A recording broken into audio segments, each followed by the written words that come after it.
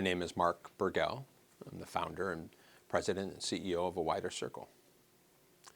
I came to this work as a professor at American University.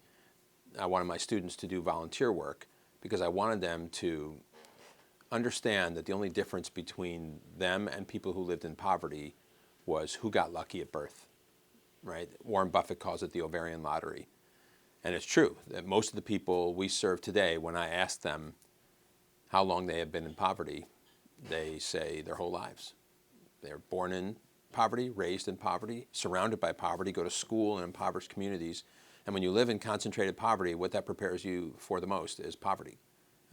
And so A Wider Circle was really born out of those volunteer opportunities. I also volunteered the same semester that my students did.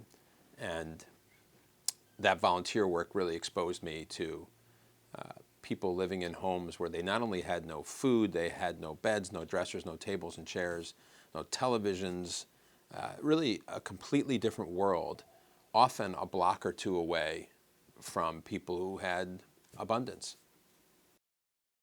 The name A Wider Circle is based on a piece of a letter written by Albert Einstein to a friend of his. Einstein had a friend who was a rabbi. The rabbi had two daughters. One of the daughters passed away, and the other daughter was so depressed by this, couldn't get past this, that the rabbi asked Einstein to help.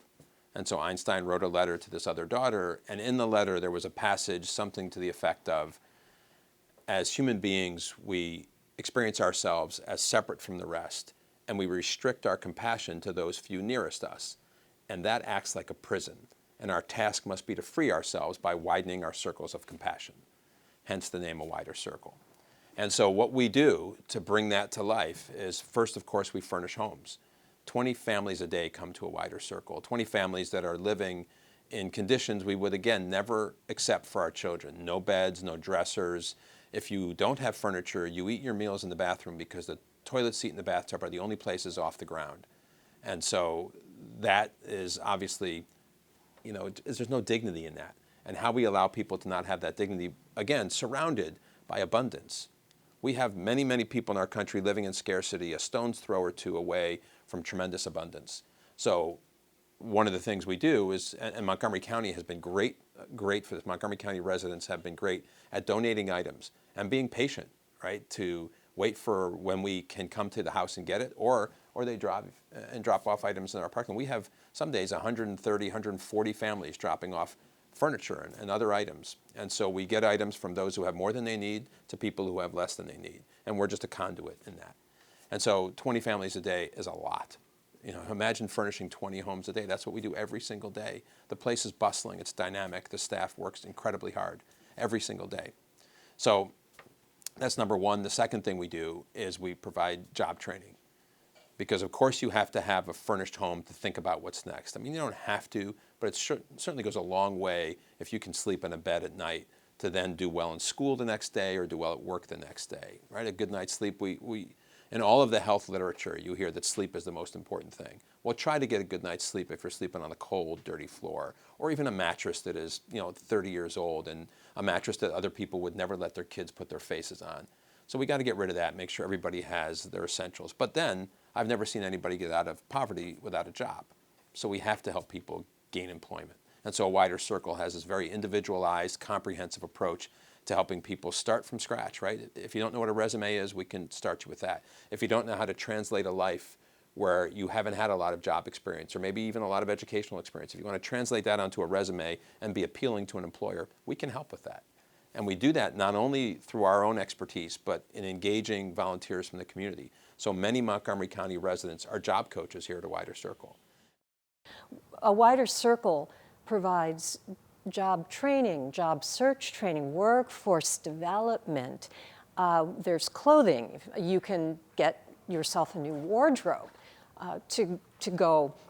You can practice interviewing. If you're having housing insecurity, you have access to people who can figure out how you might improve shelter for yourself, where you might go.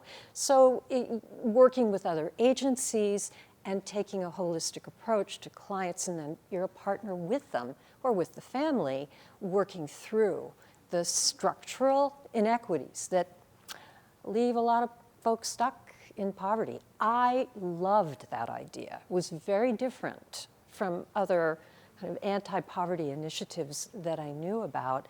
And so when I retired from a life of teaching, I decided that I wanted to do this. I wanted to take my literacy skills and work in an organization like this.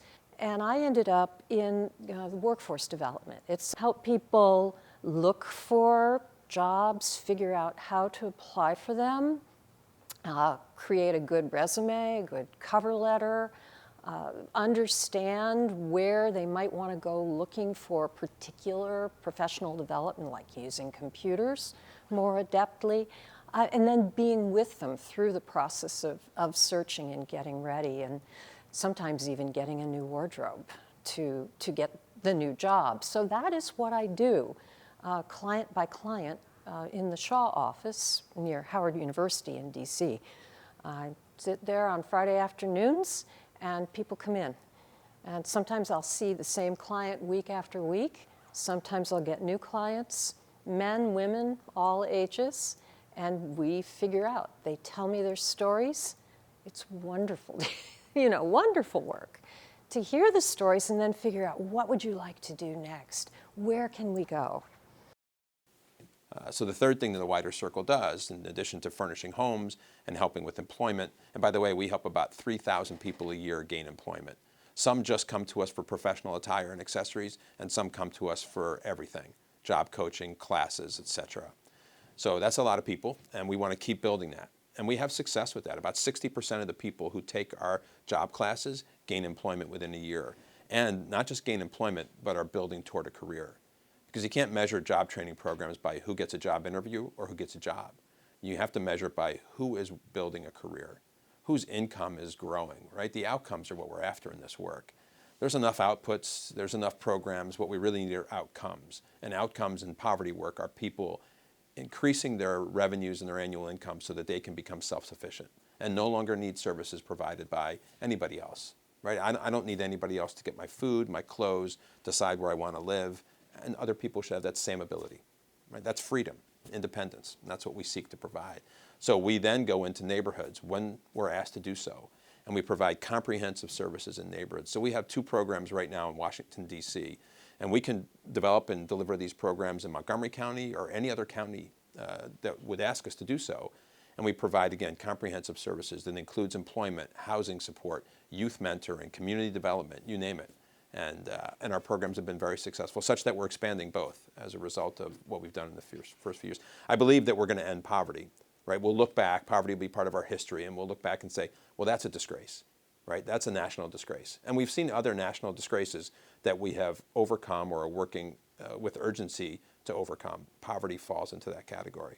And when we do that, it's because we'll go into communities where there's concentrated poverty and provide services and be supportive.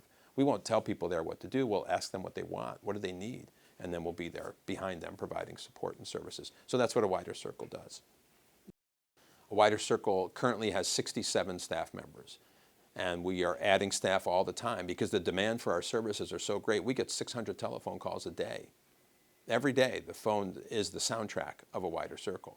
And so to meet that demand, we have to add staff. We add volunteers as well. A Wider Circle had 31,000 volunteers last year. 31,000 volunteers that make all of our programs go. We're not furnishing 20 homes a day without all those volunteers. But the 67 staff is more, if you came to me a year ago, I would have said, we have 58 staff. So we keep adding and keep growing. And the staff we add are top-notch folks, committed folks, people who want their lives to center around ending this disgrace. Yeah, solving the crisis. That is solvable, by the way. Poverty is not an issue that we should reduce by 10% in the next 5 years. That is an embarrassing goal to set, because then we're going to 10 kids and we're saying, you know what, we're going to help you get out of poverty. You 9, sorry, we don't have the time for that.